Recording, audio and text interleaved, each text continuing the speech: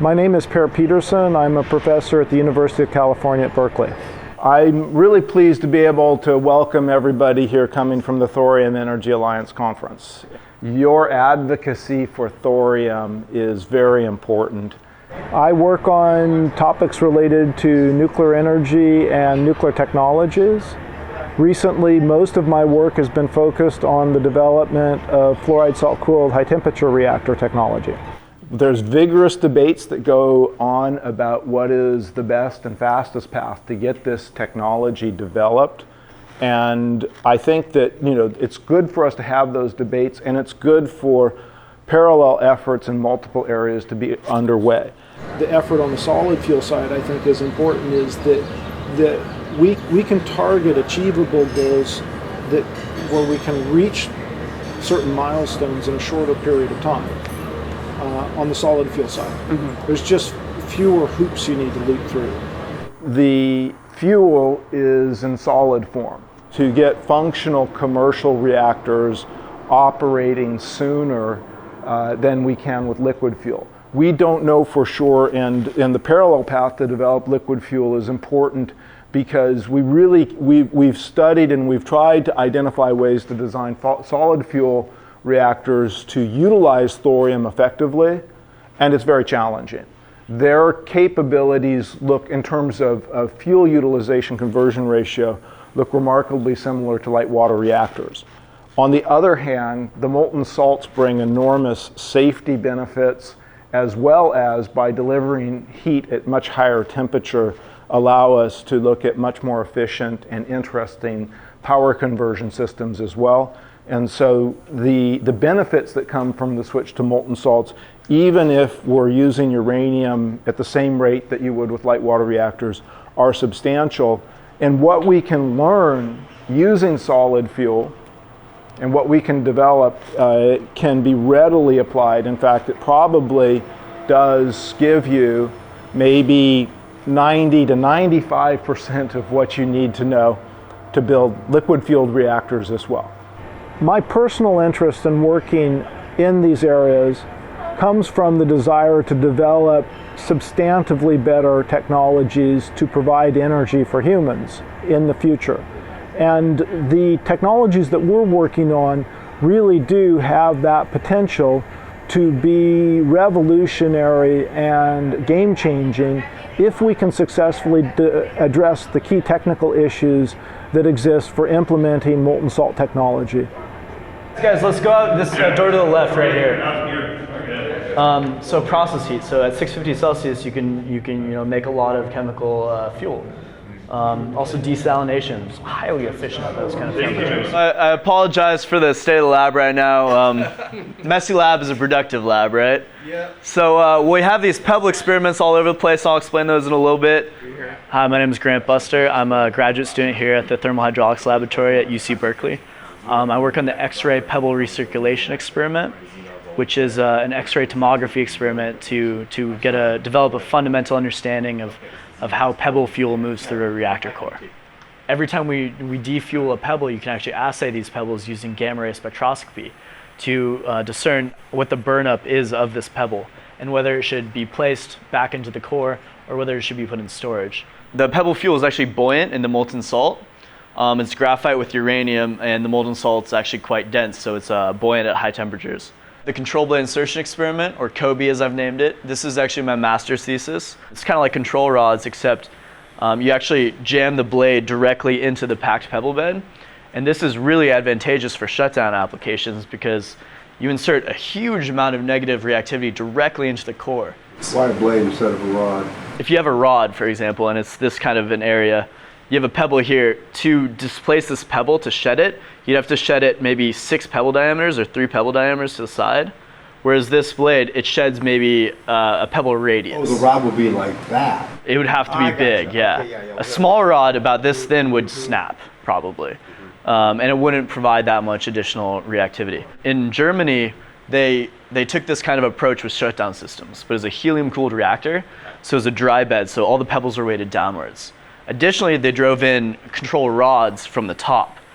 If you can imagine, it's they crushed a lot of pebbles, and they broke a lot. They didn't like round or make like a nose cone? They did, but it's still a confined bed is really difficult to. Gotcha. There's a lot of confined, like there's not a whole lot of movement. In our reactor, everything's buoyant, almost neutrally so. Gravity-driven control blades against the buoyancy, with degrees of freedom on the bottom. The forces on these pebbles are much, much smaller, both from fueling their movement as well as the control blade. So that's what my project was aimed at demonstrating. And the actual forces that I measured when they scale up to a PB-FHR core is maybe a factor of 10 smaller than the best estimate limits. And the actual limits are quite well understood. The use of the same kinds of coated particle fuels that have been developed and tested for helium-cooled reactors. The fuel that was being developed for the helium-cooled reactors could also be cooled by molten salts. Just that idea never clicked until 2002, when Charles Forsberg, Paul Picard, and I said, this is actually fairly obvious. Why don't we look at the possibility of using a low-pressure, high heat capacity coolant with these fuels that we've developed for helium? We designed the reactor so that we could do online refueling. If you can kind of imagine these kind of flow, and the idea is that you could have really high capacity factors because you don't have to have scheduled outages for refueling. You can see on the left, this one was wet. We had pebbles coming through the bottom. We also had a ton of manometers and flow paths. This was a really cool experiment. And then we have this big dry one, the poster child of our pebble recirculation experiment. Horizontal lines are isochrons. So they're all put in at the same time, and you can kind of see how if you put a layer of fuel, some will exit the reactor core quite quickly, while others will be held up for maybe months at a time. The core would not look just like this. This is kind of the central column, and this would be rotated around. It's kind of an annulus, a donut-shaped core. The visual data that you get is just inherently devalued because everything that you see is touching the pane of acrylic. So the actual friction models are quite complicated and not exactly what you'd exhibit in the reactor. So we sourced a ton of these tiny little pebbles. They're 1/2-inch polypropylene, and they have a 13,000th of an inch tungsten wire through the center. You can see the tungsten wires. The tungsten wire actually gives you 5 degrees out of 6 of translational and rotational definition. So you can imagine you can't actually tell if it's rotated around the tungsten wire, but it'd be quite difficult to do experimentally. And you could actually image these large beds, and this is sort of the analog to this. So we've had to develop our own tomography software, quite clearly tell where all the pins are, reconstruct how the actual 3-dimensional pebble bed is physically. This is the control blade insertion experiment. The blade is kind of a phantom because it's plastic, you can't really see it so well. But you can see it moving all the pebbles. The shadow of it. Yeah, here, I'll play it again. Some pebbles actually, get carried almost the entire length of the bed. Huh? It's like pressure. Yeah. So you can actually see the white lines where the blade was, and you can see all the pebbles, the concentration of displacement's right around the tip. Those are the pebbles undergoing the largest amount of imparted force. And you can see how that disperses through. And you can actually see like pebbles far from the blade tip. The stress chains that are actually created in these granular beds are quite complex, and you got to see that they're propagated up quite far. But once again, the forces that we measured were 1 order of magnitude less than the recommended force limits. So we have pretty high confidence that this is a viable shutdown method. Will the molten salt provide lubrication? Also lubrication, yeah. Yeah, the lubrication can only help us, really. Mm-hmm. There's a couple of key things that come from using the salt coolants, and one of them is that the types of structural materials that they're compatible with, such as Hastelloy in 316 stainless steel, have acceptable, allowable stresses in a temperature range that's substantially higher than what we do with water-cooled reactors and with sodium-cooled reactors. And so with the available structural materials, we can work in temperature range up around 600 to 700 degrees centigrade, which is interesting in terms of delivering heat. And this is actually because in thermodynamics you care about your average temperature, not your peak temperature. that you deliver heat at in terms of efficiency. This is significantly higher average temperature than helium-cooled reactors that have been actually constructed to date. So our potential to get to high thermodynamic efficiency is quite significant. There's also been a substantial investment of effort in the United States and now also in China to study and develop solid fuel variants for molten salt reactors. The U.S. Department of Energy has funded $7.5 million three-year integrated research project at Berkeley, MIT, and Wisconsin, which concluded in December, where we made substantial progress in several areas in developing the technology, but also beginning to put in place a framework by which we could license these reactors. And I think that's sort of a critical set of questions is what is it going to take in order to ultimately get national regulatory authorities to approve the construction and subsequently the operation of molten salt reactor technology. The SMR efforts are actually addressing a lot of questions that are important in looking at multi-module FHR stations as well. But we also want to identify where are there differences with FHRs that we need to address within the next 3 years under our new integrated research projects, so that 3 years from now we have confidence that we know how to design and license commercial plants based on this technology. At Wisconsin and MIT, we've been irradiating structural materials and graphite and surrogate fuel compacts in FLIBE using purified FLIBE that came from the MSRE. There's about 70 or 80 kilograms at Wisconsin that's been purified. And Wisconsin at this point has produced an additional 50 kilograms of FLIBE using natural lithium fluoride and purified it highly as well. They also have made enormous progress in beginning to understand redox control. We're starting to understand better how tritium transports in these systems, and we're understanding how to control corrosion. With the clean salt, it is easier to control corrosion because you can maintain more reduced chemical conditions. And therefore, we may find that we can use structural materials like 316 stainless, which are a lot less expensive, and also where there's a much larger number of vendors who can supply components that are fabricated from them. And this is one thing that may reduce the effort needed to get to FHRs. What is sort of the frequency of the failure of the pebble, of the graphite, of the material itself? Yes, Wisconsin has been looking at, depends a lot on the kind of silicon carbide. High quality silicon carbide and silicon carbide composites appear to have good corrosion resistance. Poor quality silicon carbide, particularly if there's significant amount of residual silicon metal, corrodes badly.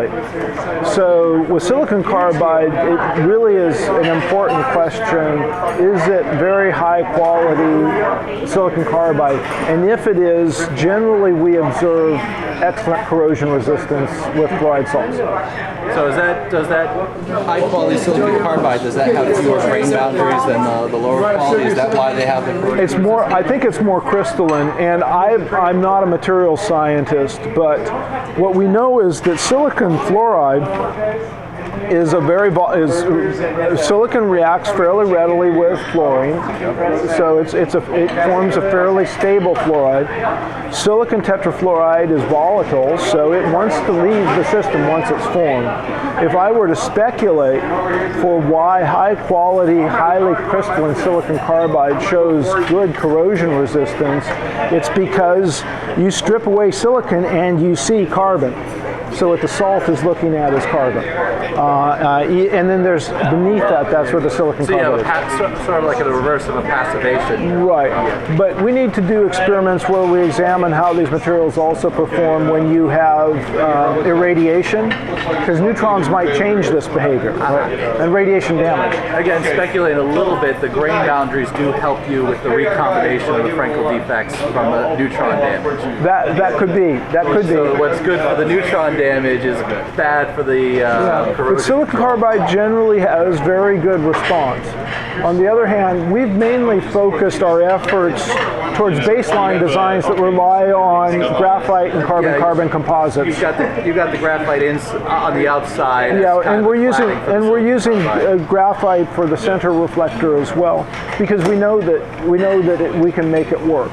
But to the extent that you can develop carbon fiber reinforced composites and silicon carbide reinforced composite structures, those could potentially be very helpful to use for components in the core. I guess the way I see the concern with that sort of accident scenario is that if you crack a triso and the salt gets in and it gets at the silicon and you get silicon fluoride in your salt, as you pointed out, that's a very stable. It's volatile. It'll be in your off gas, and it'll so it's probably not such a problem from the perspective of the corrosion product. But are you going to put in an off gas system in your coolant salt? So there's a cover gas system, right? And the cover gas system is one of the key places where one is going to recover tritium. Yes. And then we also need to expect that we may have some fuel that leaks, therefore that we will have some fission products show up in the primary coolant. And that's okay. You know, it's just like with light water reactors. We can monitor how much there is. And even with cesium fluoride, there are chemical methods to extract it. It doesn't want to come out, but you can do reductive extraction with lithium and bismuth if you want to strip out cesium fluoride, for example. But we should expect that we will do a lot of studies about how fission products transport. These will be dilute quantities, but both how fission products and tritium transport in the primary salt as well as in the cover gas system. This will be very interesting and useful information from the perspective of subsequent design for systems that could work with liquid fuel, where of course the activity levels are orders and orders of magnitude higher, both in the salt and in the off-gas system. So I was about to ask you, I noticed you mentioned an additional accident scenario where you can crack a triso, the salt gets in, it gets to your fissile, and it starts fluorinating your fissile. So Idaho, they've already been testing deliberately defective triso fuel, because they want to find out if you've got triso fuel that has cracked coatings, how does it release radioactive material? We could fabricate test fuel elements, cylindrical or spherical compacts, where the majority of the particles would just be inert zirconium oxide, which is what we've been testing to date in the MIT reactor, but includes small numbers of deliberately defective uranium particles.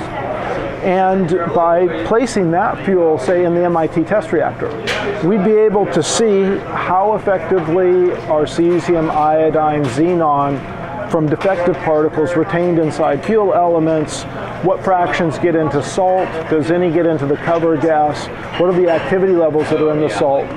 Because with the helium-cooled reactors using the same fuel, they require that you perform quality control to try to get to maybe 1 out of 100,000 particles being defective, which is a very expensive thing to do. It requires a lot of destructive testing of fuel.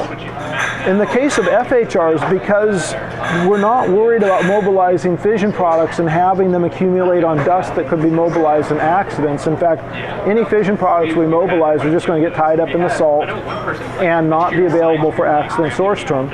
We can, from the perspective of fuel quality, tolerate much higher levels of defective particles. And licensing reactors so that you can run them even if the fuel's not perfect is a good idea.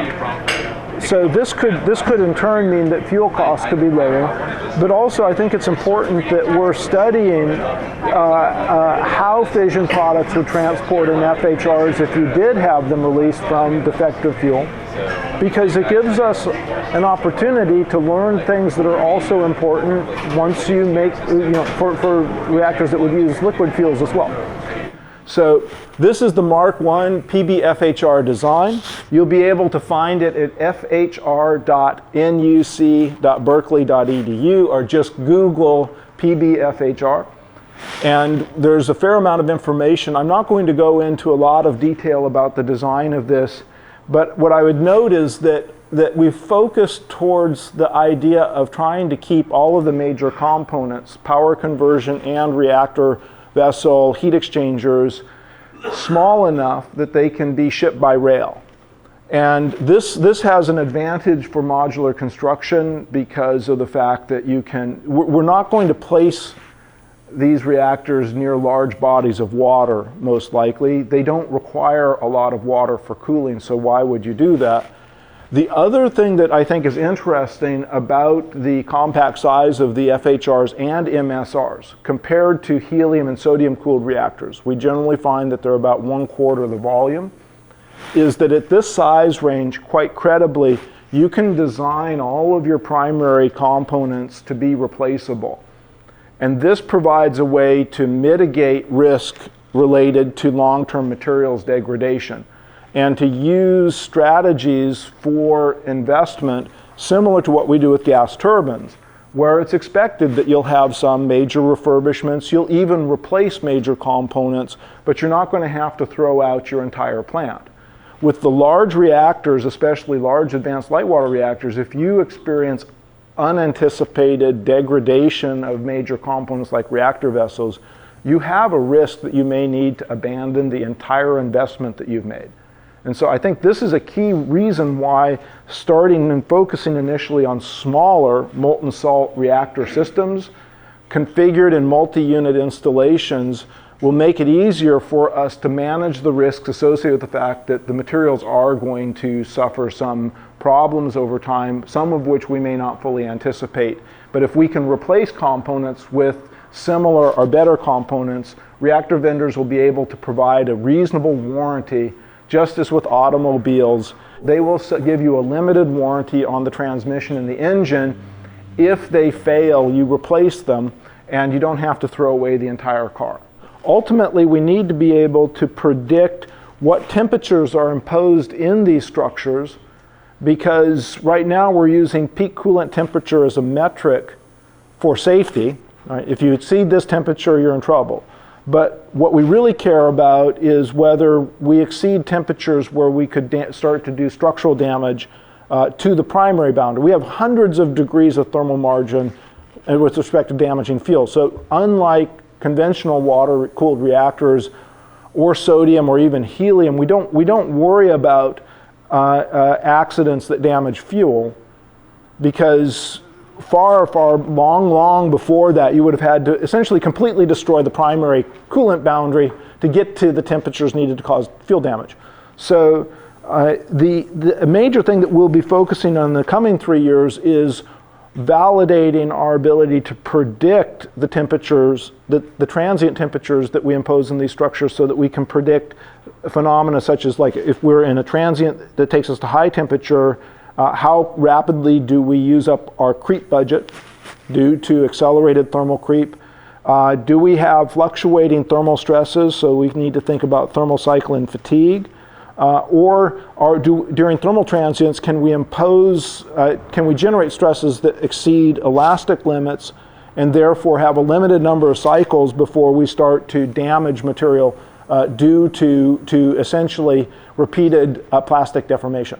And so if we can, once we develop the capability to predict those sorts of phenomena, it'll provide us a basis to set more correct limits in terms of thermal transients imposed on structures. Okay, so with that thought in mind, this is just some of the key sort of parameters behind this PB-FHR, but a key thing is that it couples to an air-Brayton cycle using very standard combined cycle equipment, and with just some modifications to the turbine to introduce external heating and to introduce reheat. Now, the next thing I'd like to do is to introduce what we call farmer's chart, and to use this to illustrate some of the things, high-level concepts, and thinking about how do we manage risk and how do we license advanced reactors. A farmer's chart, this was actually invented by a gentleman named Farmer back in mid-1960s to show that you could characterize risk of frequent and infrequent types of events if you plot them on log-log plot, where the frequency of events over here, and this is per year, so it ranges from about 10 events per year, which would be normal operational occurrences.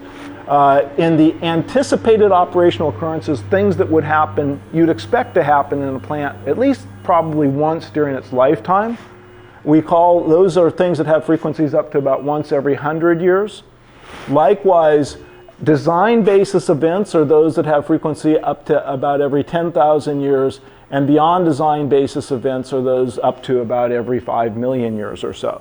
In the case of structural materials, one of the challenges is that we have 60 years of experience with light water reactor and their structural materials.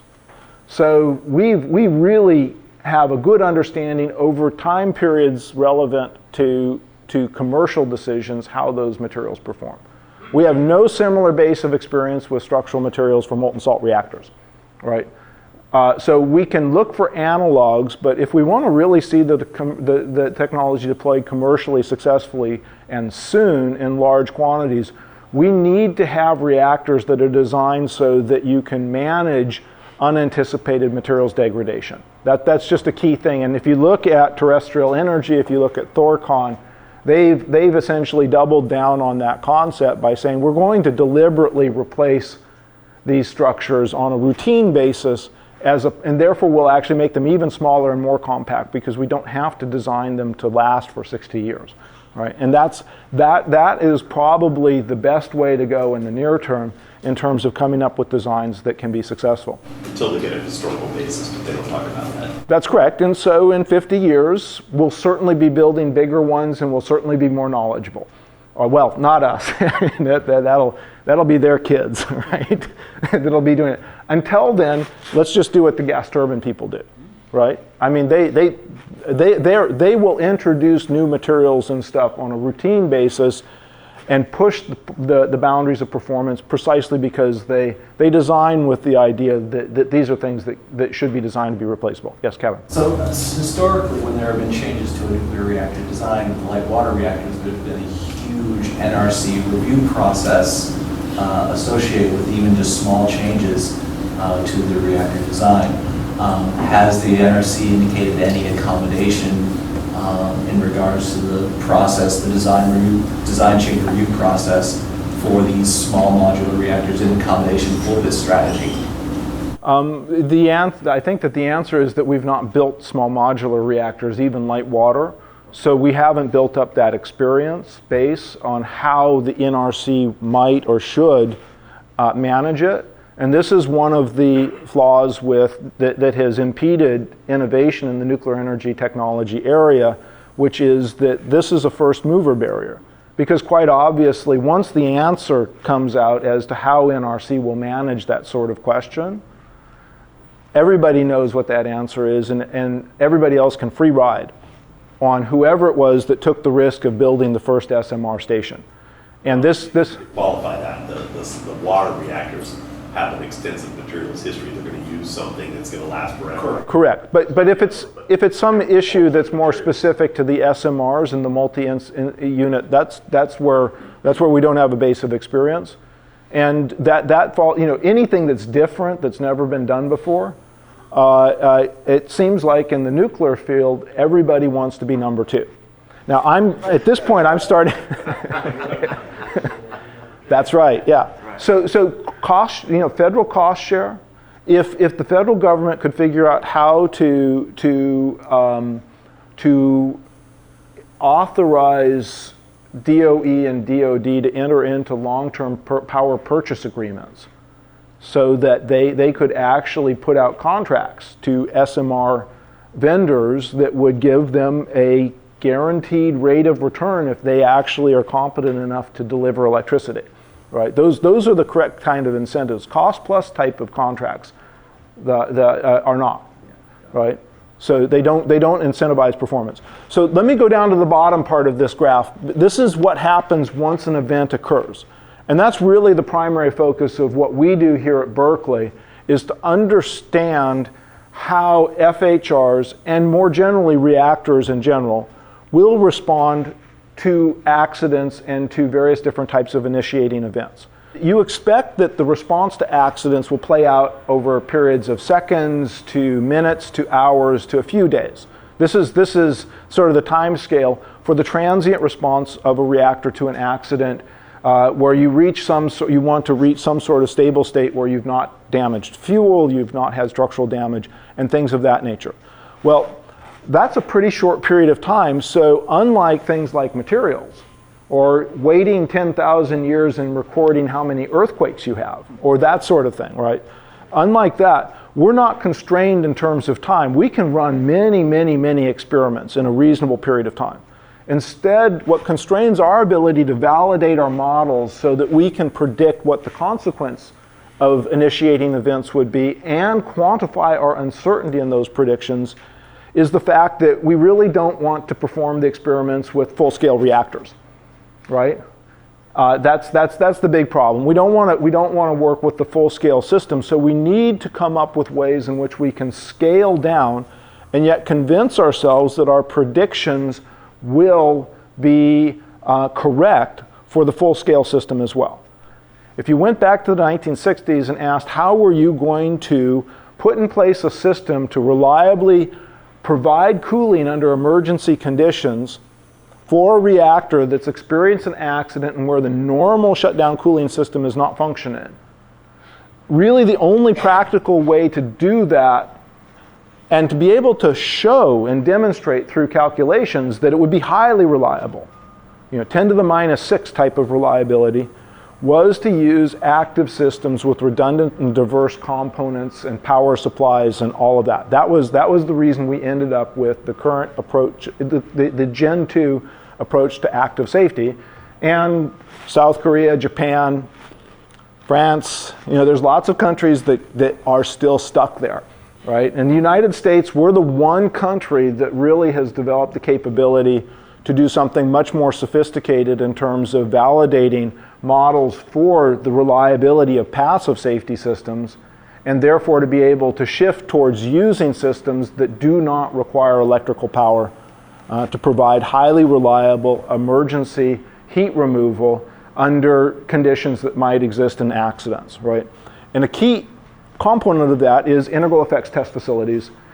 Probably the most important from the perspective of passive safety is the APEX facility that was built at Oregon State University and provided the integral effects test data that was used to license the AP600 and AP1000 reactor designs. And then there's the Masler integral effects test facility at Oregon State University, which was the critical ingredient in getting venture capital to start up a little company named NuScale, right?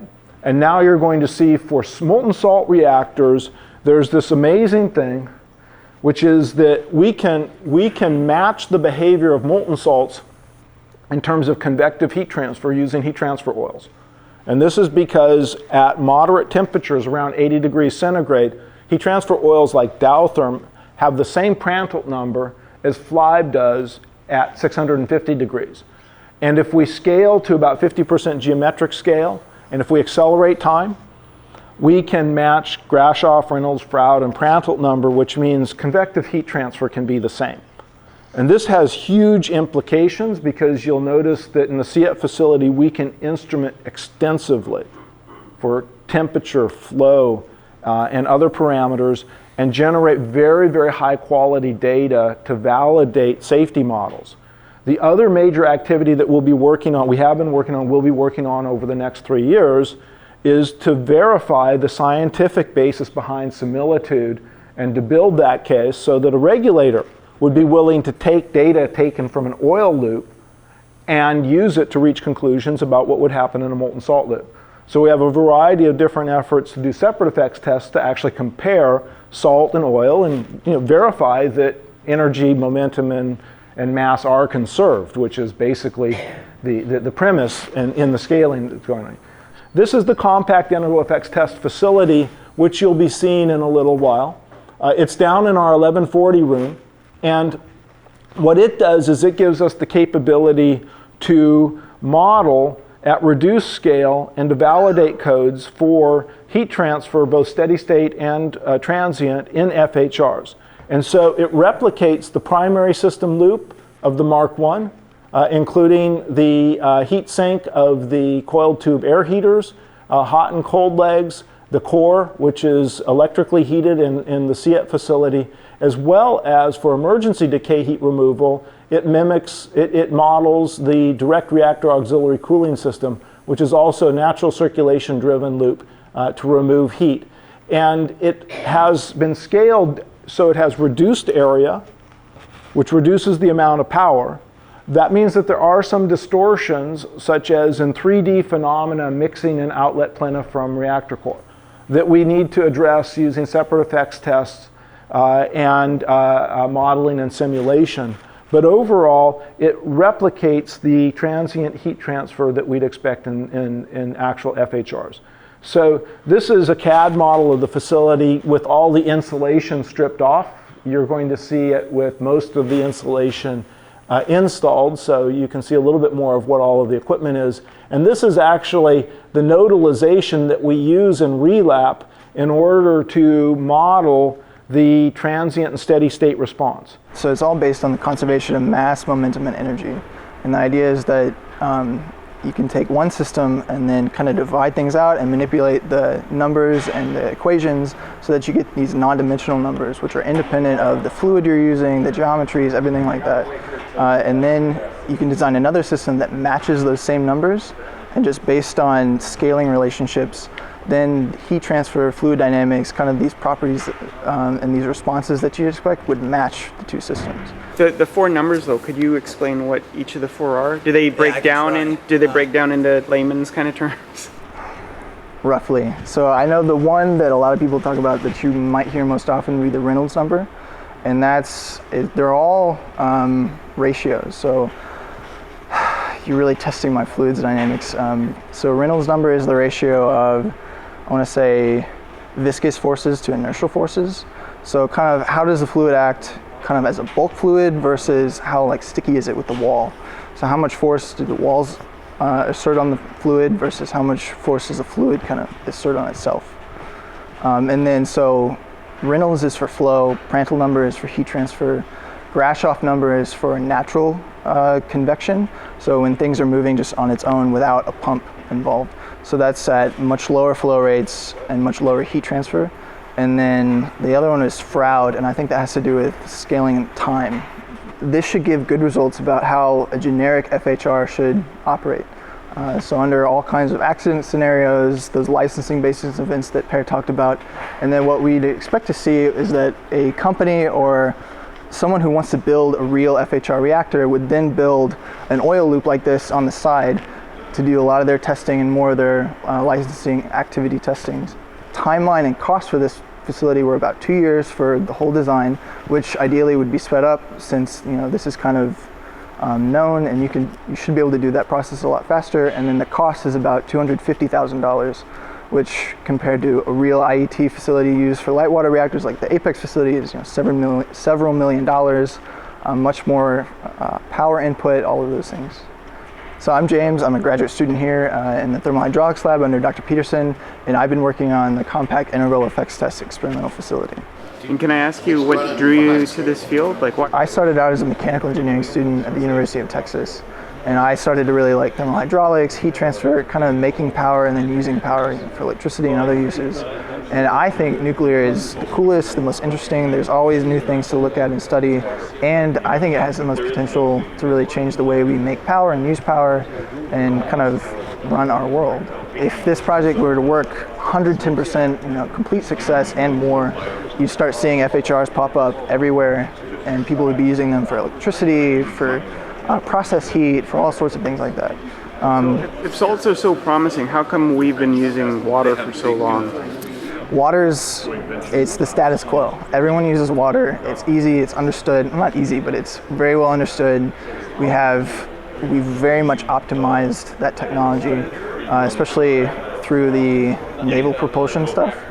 Submarines and aircraft carriers, they kind of founded that technology, they proved it. It's been relatively successful, and it's just very well understood. And any kind of change in the nuclear realm takes a long time. It's very expensive, and it's difficult. And so people use light water reactors because they're what's available right now.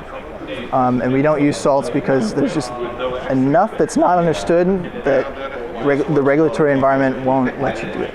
So you're going to crank this thing up, or you're not allowed to do that? So it takes time, and again, for safety, we have to have at least 2 people here while we're running the test. If I could start today over and there were more people in the lab today, I would have had 2 people sitting here, running the loop. You can see our control system. So we use a LabVIEW interface, nothing super fancy. We built it in-house. There's the DAC right there. You can see our instrumentation. All the blue wires are thermocouple wires, and then you can see, yes. Yeah. I thought that's what it was. You measure all sorts of stuff. Yeah, and you can see this is kind of the same picture as this, a little cleaner, and then all these numbers on here are the thermocouples. We're investigating a coiled tube air heat exchanger between the primary salt loop and your power loop. I want to say NuScale is doing something very similar, and that's kind of a very small first model of a coiled tube air heat exchanger. So your salt would flow in the coiled tube just all the way up and down your heat exchanger, and then you flow air top to bottom, bottom to top, whatever. Yeah. And that's how that works. And then, yeah. But as far as this facility, we're more concerned with the functional requirements. Right. So how much heat can we transfer from one side to the other? So we're not doing any scale designs in this facility. The University of New Mexico, which is one of our partners in this integrated research project, they are looking at scale designs of heat exchangers and interesting things like that. They're looking at twisted tube heat exchangers and double walled heat exchangers and things like that. And one of the advantages of this facility is that once they do their work on their end, they can ship their heat exchangers to us, and we can actually take ours out and then put that one in. So they're doing the separate effects test to see how it performs on its own. We can do the integral effects test to see how it performs in our system. So that's just one of the many strengths of this system. So one of the things that we want to accomplish, I think would be good for us to be doing in the coming 3 years in the US, is to move beyond working with static corrosion tests in test reactors like the MIT test reactor, where we have salt and structural materials. And we've been running those kinds of tests for the last few years, to designing and building flow loops, salt flow loops, that can go into our test reactors so that we can look at the transport and release of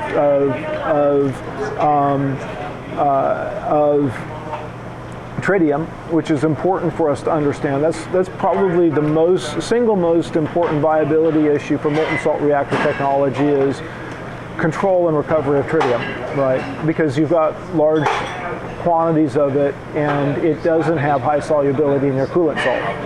But beyond that, then you could also begin to look at how trace quantities of fission products or uranium would behave in these loops as well. And that would be interesting also, because it would give us the ability to understand how we could manage defective fuel in FHRs, and in the longer term, understand what happens in systems with fluid salts, where you've got many orders of magnitude higher activity levels in the salt. Be able to show that you could take a certain threshold level. In the helium-cooled reactors, it's very difficult to determine how much defective fuel you have, because the stuff that's being released from it is retained on dust, and it's very hard to keep track of where it is. In a salt-cooled reactor, the fission products like cesium dissolve homogeneously into the fuel salt. So you can detect defective fuel by monitoring for noble gases in the gas, and you'll know exactly what's going on in terms of your defective fuel levels. Or your redox potential, because you'll get some soluble fission products, and that will affect you. Hopefully we're way below concentrations that change chemistry, but this is a benefit from the molten salt coolant for this kind of fuel, and it makes our approach to managing fuel quality look a lot more like light water reactors, where we have a lot of experience. Early light water reactors would have leaking fuel pins. We'd monitor for activity in the coolant water. We'd clean up the coolant water on an ongoing basis, and it gave us a way to monitor for and detect leaking fuel. We didn't want to have leaking fuel, but the licenses allowed you to run with some defective fuel. And by today, of course, the fuel quality is so high that the majority of reactors running in the U.S. right now have no leaking fuel at all. That's at the state of maturity, but yeah, that's the ideal goal we want to reach. Well, that's where you want to get. Yeah. Now, in order to get to that point, you have to start somehow. You have to start, and Right. you have to do the removal. Have you scheduled like any investigation into tritium removal, or are you just hoping it comes out? We've identified a range of different potential methods for performing tritium removal. We know that graphite and the fuel elements has high solubility for tritium. Optimistically, we'll discover that the majority or all of the tritium that we want to recover just gets sucked up into the fuel anyhow, and we don't need to have any independent system for removing tritium. We'll certainly be working to clean it out of any off gas, but there's also options such as spray columns or bubble sparging that can also remove tritium from flight. And this is going to be necessary for fluid-fueled reactors as well as the molten salt, as the salt-cooled reactors. There's many different approaches to designing reactors, but the molten salts have some specific characteristics that are very attractive. And by working with these salts, we think that we can develop reactors that can deliver heat at higher temperatures, have higher intrinsic safety, and be very compact and economic. It's such an important benefits that could come from this that it makes sense for us to invest substantial effort, and that's one of the reasons that it's become a major focus for work in my laboratory here at UC Berkeley.